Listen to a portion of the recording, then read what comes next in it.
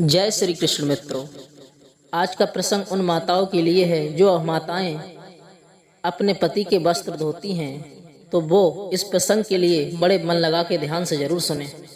और जो माताएं पति के वस्त्र धोती हैं, वो माताओं से निवेदन है इस वीडियो के लिए पूरा देखें। देखिए, वेद शास्त्र कहते हैं पति की सेवा करना नारी का धर्म है। पति पत्नी का रिश्ता एक ऐसा रिश्ता होता है जहाँ पर एक दूसरे का हर दुख हर परेशानी को समझ लिया जाता है।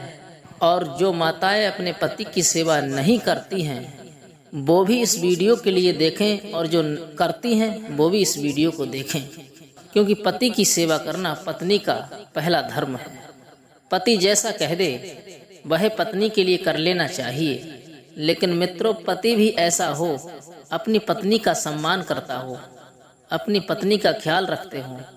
कहा जाता है कि जब पति घर से बाहर जाए, बाहर का काम करके जब घर को वापस आए, तो नारी और माताओं का सबसे पहले पत्नी का कर्तव्य बनता है।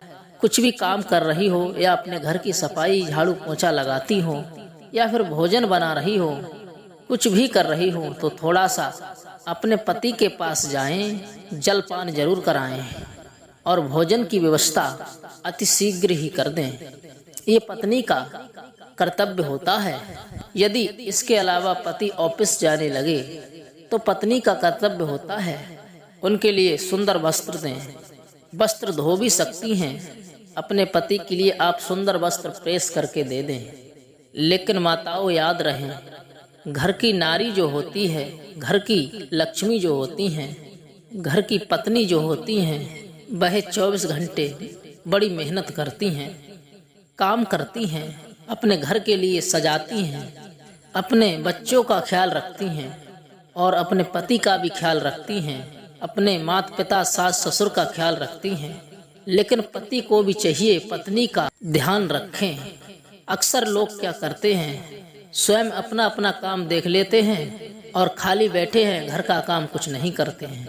तो कुछ नहीं, मोबाइल चलाकर ही टाइम पास करते हैं। स्नान करने बाथरूम में गए, अपना कपड़ा जो होता है, जो स्वयं पहने होते हैं, नहाने के बाद उन सब कपड़ों के लिए बाथरूम में ही डालकर आ जाते हैं।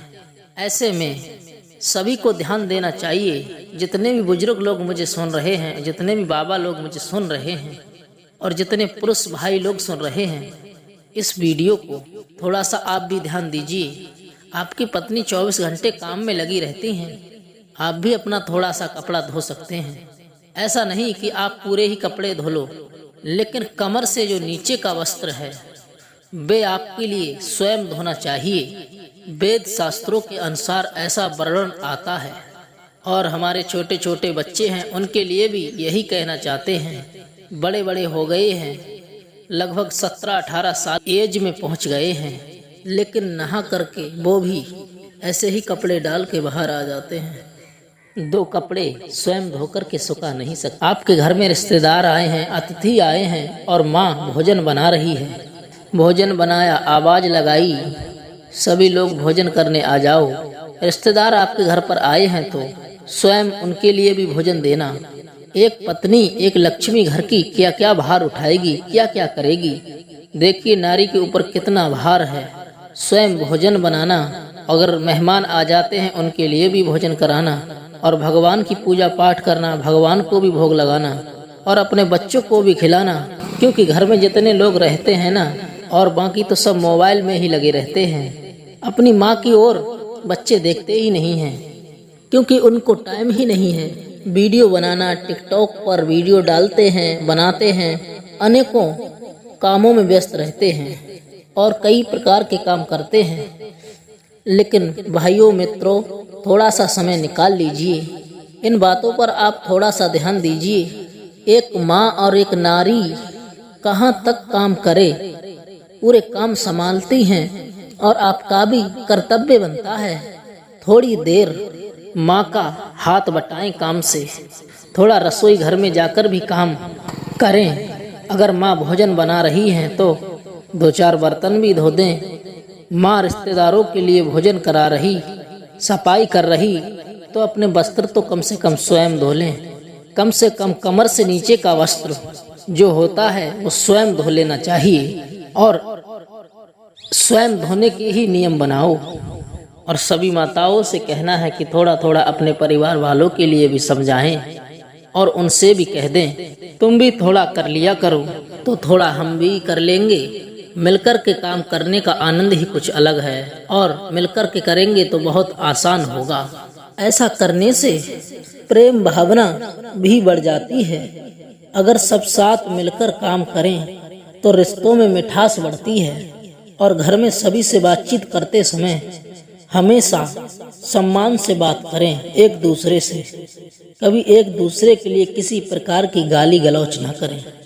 देखो, जिस दिन झगड़ा भी करोगे तो थोड़ा सा आप कह कर के लड़ लिया करो। क्या होता है, अक्सर तुम आप कह कर के लड़ाई करोगे तो रिश्तों की जो मिठास है ना वो कम नहीं होता है।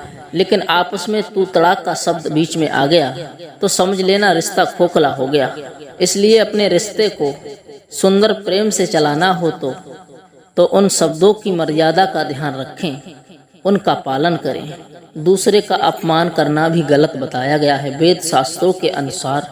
और अपने घर परिवार में प्रेम भावना बनाकर रखें, इससे भगवान प्रसन्न होते हैं और उनके घर में भगवान स्वयं विराजमान हो जाते हैं और माता लक्ष्मी की कृपा हमेशा बनी रहती है।